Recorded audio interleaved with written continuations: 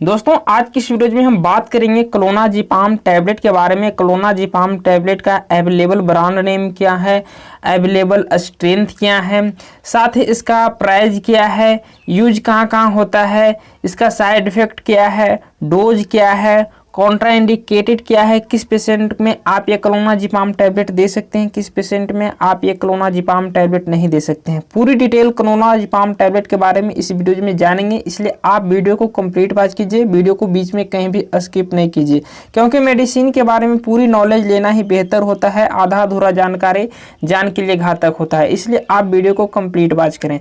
तो चलिए सबसे पहले हम जान लेते हैं मार्केट में किस किस स्ट्रेंथ में अवेलेबल है। तो दोस्तों मार्केट में दो स्ट्रेंथ में अवेलेबल हैं, 0.25 mg और साथ ही 0.50 mg। प्राइस की बात की जाए तो 2 रुपये प्रति टैबलेट से लेकर के आपको 5 रुपये प्रति टैबलेट तक के आपको सभी स्ट्रेंथ में सभी ब्रांड के आपको अवेलेबल हो जाएंगे। और दोस्तों अब बात कर लेते हैं मार्केट में कौन कौन से ब्रांड नेम से ये आपको टैबलेट मिल जाएंगे। तो दोस्तों मार्केट में तो ऐसे बहुत सारे ब्रांड नेम अवेलेबल है, फिर भी हम मोस्ट पॉपुलर ब्रांड नेम आपको बता देता हूं। जैसा कि आपको डिस्प्ले पर शो हो रहा है, मार्केट में आपको क्लोनोट्रिल 0.25, साथ ही जैपिज 0.5, साथ ही क्लोनाफिट 0.50, क्लोनाफिट 0.25 mg में ये अवेलेबल हैं। तो दोस्तों जैसा कि देख रहे हैं आपको डिस्प्ले पर बहुत सारे ब्रांड नेम आपको बताया, और इसके अलावा भी मार्केट में बहुत सारे ब्रांड नेम अवेलेबल हैं। डॉक्टर और एरिया के अकॉर्डिंग ब्रांड नेम अलग अलग हो सकते हैं, लेकिन जो दवा का मूल नेम रहेगा वो क्लोनाजीपाम ही रहेगा। तो ये रहा इसके कुछ मोस्ट पॉपुलर ब्रांड नेम, और अदर ब्रांड नेम से भी आपको ये टैबलेट मिल जाएंगे। अब चलिए हम बात कर लेते हैं इस टैबलेट का यूज कहाँ कहाँ होता है, किन किन बीमारियों में इस टैबलेट का डॉक्टर है जो इस्तेमाल करते हैं। तो दोस्तों सबसे पहला है जो इसका यूज है जो पैनिक डिसऑर्डर में किया जाता है। पैनिक डिसऑर्डर एक बीमारी है जिसमें जो पेशेंट को घबराहट सा लगता है, जब भी किसी चीज़ को देख लेता है तो उसको घबराहट जैसा लगने लगता है, तो उसमें है जो ये टैबलेट को उपयोग लिया जाता है। साथ ही इसका अगला उपयोग है एपिलेप्सी।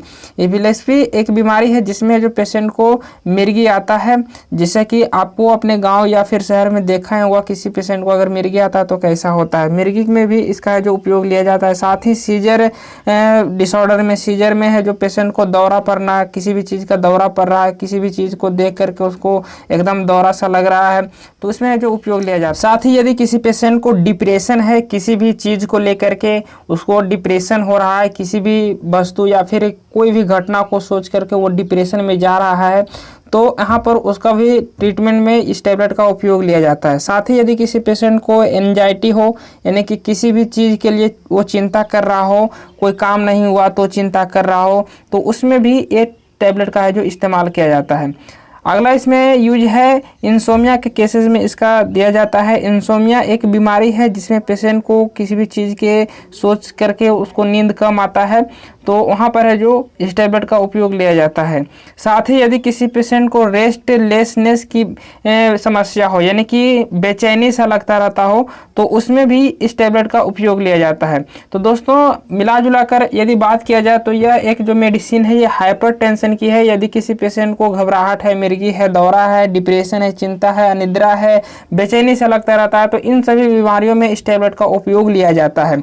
हो सकता है डॉक्टर इन सभी बीमारियों के अलावा भी और भी बीमारियों में है जो इसका उपयोग लें अपने एक्सपीरियंस के अनुसार, लेकिन जो मोस्ट पॉपुलर उपयोग था वो हमने आपको बताया। अब चलिए हम बात कर लेते हैं इस टैबलेट का साइड इफेक्ट के बारे में। इस टैबलेट का साइड इफेक्ट क्या क्या हो सकते हैं।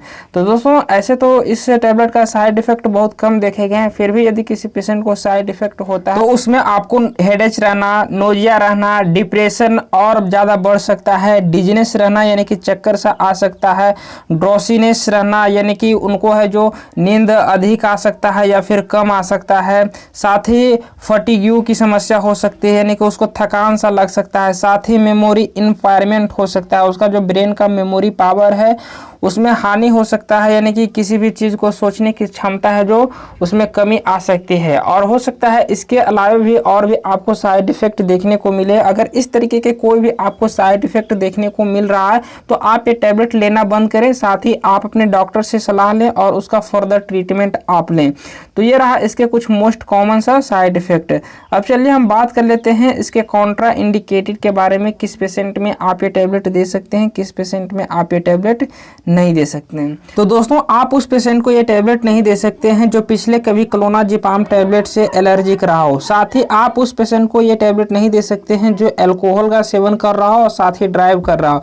अगर अल्कोहल और ड्राइव कर रहा हो तो उन्हें आप अल्कोहल का सेवन और साथ ही ड्राइव करवाना बंद करा दें, तब ये टैबलेट आप उनको दें। अगर अल्कोहल का सेवन करता हो और साथ ही ड्राइव करता हो तो आप उस पेशेंट को ये टैबलेट नहीं दें। साथ ही आप प्रेगनेंसी में ये टैबलेट नहीं ले सकते हैं। साथ ही लीवर डिजीज, हार्ट डिजीज और किडनी डिजीज वाले पेशेंट को ये टैबलेट आप नहीं दे सकते हैं। ये रहा इसके कॉन्ट्रा इंडिकेटेड। बाकी इन सभी पेशेंट के अलावा आप सभी पेशेंट को आप ये टैबलेट दे सकते हैं। तो ये रहा इसके कॉन्ट्रा इंडिकेटेड। अब चलिए हम डोज के बारे में बात कर लेते हैं। इस टैबलेट का डोज क्या है? तो डोज तो डॉक्टर अपने पेशेंट के कंडीशन और अपने एक्सपीरियंस से डोज तय करते हैं। फिर भी हम नॉलेज के लिए आपको डोज बता देता हूँ। जो पेशेंट का एज 18+ है उन्हें आप रात में खाने के बाद एक गोली 0.25 mg का रोज आप दे सकते हैं। जब तक उनका जो बीमारी ठीक नहीं हो जाता है तब तक आप इस टैबलेट का उपयोग ले सकते हैं। तो ये रहा इसके डोजेस। उम्मीद करते हैं कि आज का वीडियो आपको काफ़ी पसंद आया होगा और आपको संपूर्ण जानकारी क्लोनाज़ेपाम टैबलेट के बारे में मिला। उम्मीद करते हैं कि आज का वीडियो आपको काफ़ी पसंद आया होगा। अगर मेरा वीडियो आपको पसंद आया तो वीडियो को लाइक कीजिए, अपने फ्रेंड के साथ शेयर कीजिए। मन में कोई कन्फ्यूजन या फिर कोई सवाल पूछना है तो आप में कमेंट बॉक्स में कमेंट कर जरूर बताएं।